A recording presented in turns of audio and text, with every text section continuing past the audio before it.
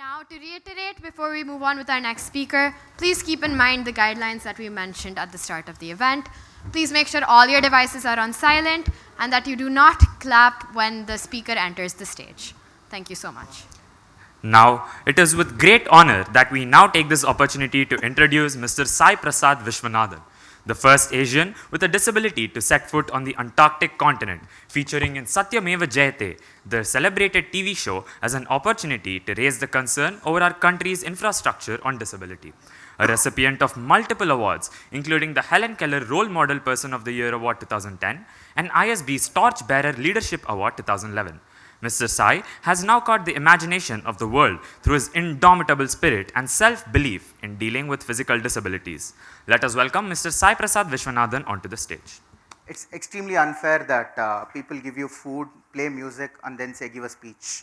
So what we will do right now is we have had two brilliant speeches, one talking about pattern recognition, the other by Tia about prevailing over shame. And to be honest, I am a little embarrassed right now to get on stage and give the speech to you all, because this is going to be about a love story. Hopefully you all will like it. In the 1980s, a couple in South India fell in love. They were madly in love, and 1 year later, I happened. And when I was born, there was an additional growth in the spinal cord, there were complications, medical surgeries. The doctors ensured they do as bad a job as possible. As a result, I could not walk, and life was miserable to begin with for my parents. And therefore, they showed something called attitude. They named me Prasad as a blessing, which is ironic, right? Like when you have a child and then they name it Prasad, just imagine their sense of humor. But the society had a different name. They were like Ayyo. Okay, that was a name that society put to me. In fact, even as I speak, I know that there are different terms for people with disabilities today. There are names going around saying you are physically challenged. That's like calling a single guy romantically challenged. Okay, or calling a person with disability as differently abled. That's like calling Monday differently Sunday. Okay, basically people goof around with words and then think the problem is over. Now, getting back, under these circumstances, one of the number one challenges that my mom faced and dad faced, of course, was to put me into a school. I have changed 8 schools in my life over the course of 10 years. And for 5,400 times, my mom took me to the school, put me on a wheelchair, put me into the classroom, then brought me back. And each day as she did that, I did not care. Because for me, I didn't understand what the magnitude of the problem was. I didn't understand what sacrifice was. I didn't understand what shame was, let alone what the word prevail is. For me, the most beautiful thing that could have ever happened was friendship and cricket.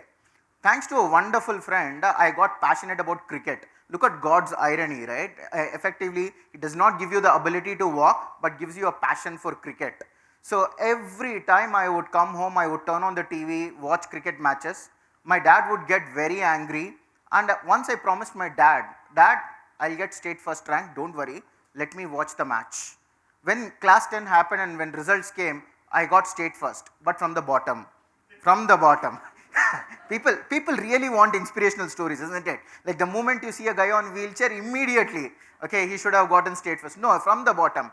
When that result came on the internet, my dad cried, my mom cried, my sister had tears. She didn't even want to own up to me. And I looked at it and I was like, fair enough. Now I met 3 very interesting people. Look at this. My parents cried, but my teacher said something very interesting. She said, for you, this only is very much. Okay, and I didn't know what to do. I didn't know whether that was a praise or whether that was like a compliment. She said, for you, this was in itself a great achievement. But my dad took me to the room and he told me, hey, you know what, we had expectations of you. And like Tia said, he used that magic word, I am disappointed in you. And I said, good luck, it's your fault. Okay, I was prevailing over my shame. And then when class 11, class 12 happened, once again I was addicted to cricket. I was watching match after match, match after match, match after match. And my dad came close to hitting me. And one fine day I looked at my dad when he was about to hit me and I said, Dad, I will get state first. And this time he didn't trust me. Pattern recognition happened. And then he was like about to cut the TV. Then I said, looked into the match and I told my father, as soon as Rahul Dravid gets out, I will go and study. I'll go and study. Now look at this. That match in 2001, March 11th, was a fantastic match because VVS Lakshman and Rahul Dravid batted for 2 days and I didn't have to study for 2 days at all. Now look at this. There are 3 kinds of talents in our country, isn't it? One is Sachin Tendulkar kind of talent. Pure God, pure class. We worship him, born to win. Then there is a Virender Sehwag kind of talent. You know, the guy goes, what he does, he himself is not aware. Okay, somehow he connects, we win. Then there is a Rahul Dravid kind of talent, which the chief guest spoke about, saying respect and discipline. Okay, he became the Indranagar ka Gunda these days. That's another story. But respect and discipline. Even our own country bowlers, our own country audience would be happy when he got out. They would be like, finally this man got out. Just imagine the state of opposition. So that day when I watched Rahul Dravid bat for 2 days, without scoring any runs of course, I understood that if he can survive, then I can bloody well survive with the physics textbook. So I sat down with my physics textbook and ratified everything that is possible to go ahead and to clear the engineering entrance exam. This time I really cracked state first rank in the MSET engineering entrance exam, and that brought a villain into my life. In every life, remember, there is a villain. And the villain in my life is this beautiful lady called the auntie next to my house. Yeah. In days where there was no Orkut, no Facebook, no Twitter, no Instagram, she followed me. Okay. In fact, she is the only girl till date who has been following me everywhere. She knows I am at TEDx Meridian today. As soon as I got my MSET first rank, my mom marketed to the whole colony saying, he got state first, he got state first, he got state first. And effectively, I wondered what to do. My father asked me, what do you want to study? I was like, IIT, IIM, Lantidi Kakunda. Okay, some local college that is closer to home. Because look at how we make decisions, right? In life, parents make decisions for you and they use 2 methods. They will ask you what you are passionate about and then they will tell you what you should do. Okay, so effectively, they asked me what am I passionate about. I said playing video games. My father said you go to Usmania University. I was like, does that have any video gaming component? He said no, that's close to house. Okay, that is how they make logic in our country. So we went to the counseling center, and if any of you all watched this beautiful movie by Christopher Nolan called Inception, he ran a concept called dream within a dream. And then I got exposed to a concept called reservation within reservation. I went into the counseling center. I thought I was a state first ranker. I thought Usmania University, REC Warangal, NIT Warangal, every seat is mine. When I went there, I realized I am physically handicapped, but their seats are for physically handicapped. BC, BCA, BCD, SCA, BCD, STA, BCD. I didn't know people have alphabets. So when I went there, I asked the person, uncle, I want Usmania University computer science. He said, uncle, my whole life is at stake. He's worried about relationship status. Okay, so I said, sir, I don't have the seat. I want Usmania University seat. To which his response was, Ledu. And I said, sir, I am state first ranker. How can the seat not be there? He's like, Ledante Ledu. My immediate reaction was, computer noksar oopi chudu, padtada leda ani. But that night, I looked at my dad. That moment, I said, let's go home. I think we can't take any other college because it's not closer to home. And I reached back home, thinking that next counseling or probably next year I'll rewrite the exam and probably get a better seat. As soon as I entered, the old villain re-entered my life. And she said, Sai. And I was like, yes. And she's like, seat teeskunnava. And I said, seat teeskoleda auntie. And she said, Ajja, seatu raleda. And I was like, Leda auntie, seat teeskoledu. Ajja, seatu raleda. Okay. I think there is only one disabled person here. I can't walk, can't you hear? But I went into my home. She put a status to the colony saying, Sai ki seat raledu. 20 aunties liked it, 30 aunties commented on it, 40 aunties shared it. Forget shame. This is downright ragging. Please know, ragging is not allowed only in school and college. Society rags you all life. And you can't prevail over it. You can only have fun with it. At best, you can also join it. Okay, so effectively next day morning when I woke up and I opened the door to take the milk packet out, there were 3 aunties standing and they were like, Sai, seat raledanta gada. I went to the room, I wanted to cry. I thought boys don't cry, so I closed the door and cried. So I came back And I told my dad, Dad, you know what? I need the seat. Effectively, we go back, and those days, there was no internet, no research, nothing. Look at how we make decisions. There's absolutely nothing to make a decision on. So I go there, I stand there, and then there is a girl standing there and crying, and she's crying. Now, I grew up in a boys' school in Puttaparthi, and effectively, I also studied in an all-boys college. So when a girl is crying in the middle of the road, I wonder why is she crying? And she's telling her father, Nanna, CBIT lo seatlu ayipothunnayi. And then I wonder, if a girl is crying for the sake of a seat in a college, then that college must be good. So I look at my father and I tell him, Nana, I fixed college. He asked which college. I said CBIT. And he was like, what sort of college is that? I said, it is a college for which girls cry. And that is how I made the decision. And I went and joined CBIT that day. And that day when I took the seat and I came out, I did not know where the college was. The counseling happened in JNTU Arts College in Lakdika. And my father said, let's find out where the bloody college is. So we take a bus. Now, one of the problems of being a Indian with dreams is our dreams are high class, our finances are middle class, and our execution is low class. So effectively, me and my dad took the bus. We started going towards the college. Rain came, sunshine came, rainbow also came. College did not come. So effectively, we kept traveling and traveling and traveling till the point depression hit me. I didn't even know depression was a word back then. I mean, I heard a lot of big words being used, and I felt low, but I couldn't even tell what that word actually meant. So I came back to my house completely depressed, wondering how will I even get to the college, only to find out the auntie is waiting for me.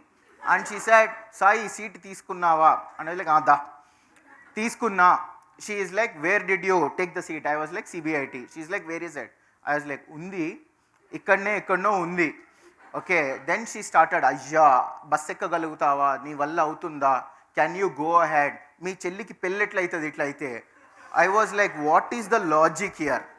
Okay, meanwhile my mom came down outside the house, she defended me, chestadlendi edo ma babu ani. And in fact, she went on to take initiative and tell the community that, you know what, we will change the house for my son. My dad went inside the room and he told my mother, how did you decide that we will change the house? Do you even know what the rental prices are? So in an anger, dad scolds mom. When dad scolds mom, mom cries. When mom cries, sister cries. When sister cries, dad scolds even more. This is called avalanche effect. And this is precisely what was happening in my life. Subsequently, I went ahead, joined the whole college. I was fortunate enough to find good friendships. I decided to treat life like a cricket match, where each day was a ball and most of the day it is a bouncer and it just should not get out. That's all. Just hang in there, and even if you lose the World Cup like Rahul Dravid did, one day you will come back as a coach and go ahead and treat our own team and maybe even win the World Cup in a couple of weeks. Much later, I graduated top of my college and wanted to tell my dad that I wanted to go abroad and study in America. When I told my dad that, Dad, I want to study in America, Dad laughed. And I told him, Dad, I am serious. So he got serious and I laughed. And I told him, I went to my mom and I said, Mom, I want to go to America and study. And she was like, Udile seltava, nee velle atla avutundi, and all that. The same drama, the pattern of the loop. They showed it to me in front of me. Vessels flew, remote flew, dad cried, sister cried, avalanche effect happened. Finally, I convinced my father and mother somehow that they should allow me to go into the US. Went on to the US to pursue my masters and graduated top of the school there. And then when I graduated, I wondered, why is it that in our country, when a person has dreams, they kill the self-belief in you? Why is it that people take patterns and self-impose it on you so that they will tell you, they will cover it in nice flowery words. I am telling from experience, I am telling it out of wisdom, don't do this, this is for your own good. So I started thinking about it. And then I wondered, okay, maybe I should make a fantastic video saying how I have overcome all these difficulties and made it. So I made a beautiful video in the US showing what are all the facilities available for people with disabilities there, and uploaded it on YouTube, put it on Facebook, put it on Insta. 2 people watched it, me and my friend. Because it was a bloody boring video. I just did not know what to do. At the same time, I was getting depressed and this man came into my life. Because when you are born with a disability, one of the most beautiful words that you will hear very often is this word called karma. Okay, karma is a concept which is very interesting, where they will say that if you do anything bad, bad will happen to you. Look at this. If you do anything bad, bad will happen to you. But if you do anything good, don't expect results. Don't. This sort of cyclical loop is scary. Okay, how is it that we can guarantee me bad things when I do bad things, but when I do good things, I should not expect results? What are you smoking up on? That is what I was thinking. And as I delved deeper into the book, I read a very hurtful line which said life is composed of 5 elements. There are chakras. For you to experience all the 5 elements, sky, earth, water, fire and air, namely the Panchabhutas, your spinal cord must be straight and so on and so forth. I was like, just throw it out. Let's do something crazy. So on one fine day, I was walking out, and as a middle class person, one of the festivals I have never missed is celebrating my mom's birthday. And it was the first time I was abroad, and I didn't know what to do to celebrate my mom's birthday. I was really missing her. So as I walked around, I saw this ad for skydiving, and it said you can take a flight, get up to 14,000 feet, jump out of the plane, wish mom a happy birthday, they will video record it and send it to India. Beautiful thought. In an emotional moment, I paid. I jumped because I paid. Okay, because if I had not jumped after paying, my dad would have pushed me. And when I had gone ahead and jumped and came down, I forgot to wish my mom a happy birthday. I forgot. This is a screenshotted version which is edited to show that I am smiling. When I got down, I had completely forgotten that I had to wish my mom a happy birthday. But my friend was there beside me. He put an Indian flag in my hand, and together we screamed saying that this is for the cause of disabled people in India. And that video we put on YouTube, that went viral. Amir Khan watched it. He called me for Satyameva Jayate. Then they went ahead and that video was shown to 1 million people, and right now it is probably across 5 crores to 6 crore people in India. Now the part is, a lot of times that you do, things that you do with good intent does not really pay off. But you have to keep going at it. Now, moving into the next theme, and I'll close with this. So once the sky was done, I was wondering maybe I could try something for Earth. So I went to Grand Canyon, where the oldest sediments of Earth are there, and took a helicopter, went inside it, and lived there for 1 week. What happened? Nothing happened. My manager got angry, that's all. So it was a boring event. That took me to water. So when I went to water, came the idea called scuba diving. So when I pitched my idea with my friend, he said, that is what honeymoon couples do, dude. Okay, think big, think big. And he said, the Pacific Ocean comes from this side, the Atlantic Ocean comes from the other side, both of them intersect at one point, you take a jump there. And I was like, this is something really big. So I started researching on who are the people who would live closer to Pacific Ocean and Atlantic Ocean, and I found out where the Antarctic continent was. This was the man called Sir Robert Swan, who was the first person to walk to North Pole and South Pole. And I left him an email asking, why did you even walk? What were you smoking up? And he said, it was there, so I wanted to walk. But in 1980s, when he walked to Antarctic all alone and came back, he got skin cancer. I thought well deserved. But then he told me that when he got the skin cancer was why scientists became aware that there is hole in the ozone layer up there. So when you do things, when you try things, you will see consequences that are completely unexpected, and that really inspired me. So I told him that on his next journey to Antarctica, I will go ahead and accompany. So I went to South America. I took a flight from here to Dubai, Dubai to Brazil, Brazil on the samba dance, followed by Argentina. From Argentina, I took a ship. Before I went to Antarctica, we trained for 20 days on the Andes Mountains. Beautiful training it was, absolutely beautiful training. And you can see how they are training me. They asked me to trek the Andes Mountains just to prove to them that I can survive on the Antarctic continent for 15-20 days. But here was a fundamental mistake. On the Andes Mountains, when I was practicing and I was holding my crutches, there were no gloves that I was wearing. Whereas Antarctica is full of snow, and the first thing I'll have to do is wear gloves. But when I wear gloves, I can't hold my crutches. So literally 21 lakhs of my investment to travel to Antarctica, plus 1 month of practice, plus my job at Deloitte was at stake. Therefore, I told the Britishers, you know, we have carried your country for 200 years, please carry me to the continent. So we reached the continent, and here we were pulled into the continent. And on Shivratri day at the intersection of the Pacific, Atlantic and the Antarctic Ocean, I took a dip and I also reached the continent, spoke to penguins because by then I had gone crazy, and became the first Indian with a disability to eat curd rice and avakai annam at Antarctic continent. Now, when I came back, the auntie told, I always knew you had inspiration. I always, నాకు అప్పుడే తెలుసు నీలో spark ఉన్నాయని. Can you go ahead and counsel my child? Now, that is the beauty of life, isn't it? People who say something today will say something different tomorrow and will say something else day after yesterday, day after tomorrow. It is their job to keep talking because they have nothing better to do. But the person who is acting on a dream, he or she will give themselves a chance to do something. You might fail and that's okay. Most people fail.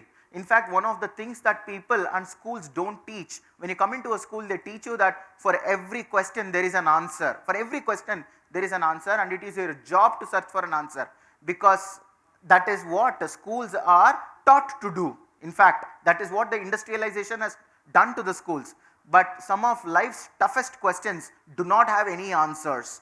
For example, when I was born and I was in the US, I was constantly thinking, why did this happen to me? Why was I chosen for this? You know, there were people who said, you're God's special child, disability is a state of mind. I'm like, dude, when there are 3 stairs to climb, it's not a state of mind, it's physical pain. But if I keep searching for answers, to questions that do not have an answer, then you are in a loop where you are fooling yourself. Therefore, something that the school doesn't teach you, and probably you should take away today, is there are questions in life that do not have answers. All problems in life need not and cannot be solved with intelligence. Some problems in life can be solved only through endurance. And I would want to close off with 3 last instances where even after all of this, there are small areas where you as individuals can make a difference. I'll tell you 3 specific and small instances where each day I am scared to live as a person with disability. You all must be knowing Swiggy, and I live in the 3rd floor of my house. When my parents are out and I order on Swiggy, the Swiggy delivery boy comes down, or the Zomato delivery boy comes down, and he says, Bhaiya niche aao aap. And I said, Bhaiya aap upar aao. Then he thinks, Kamine, itne, how lazy are you that you can't even come down the house? Then he comes over and he knocks the door is already open. I said, come in. And he comes near the cot. I said, come near the cot and give. And he thinks I am a lazy bugger. But the truth of it is, he does not know I cannot walk. Now I can't conduct a counseling session for him on inclusion, diversity, वगैरह. Okay, it is fundamental. Second instance, I go into a movie theater, I get the popcorn, I'm ready to watch the movie, suddenly they play Jana Gana Mana. The entire theater stands up and I can't stand there, and everybody thinks that I am a Pakistani. There are people who scream from back saying Pakistani Urja. Then I deliberately stand up during the interval to show that I can't stand. Then he is like, I am sorry. Then there is a third instance where I book Uber cabs. Until the cab comes, I do not know whether my wheelchair would fit into the cab or not. So when the cab guy comes, I tell, hey, there is a wheelchair. He is like, and then we kind of put it in, we struggle, there is a cancellation fee, we fight, he is like, he plays around. These are small things of every day where people operate in default mode. One of the dangers of building patterns is that we become so comfortable with it that we become biased in it. Whereas when you don't assume things, when you are open to new experiences, when you know that each person can be in a different zone, different context, that is when you can truly experience life. I really wish that you know that people who are different from you can contribute a perspective to you that will make you go, wow, this is a thought of life that I have never thought about. And I hope that one day you get on stage as Tia, Gia and others have done of your school and share such experiences. Thank you so much. Have a great time.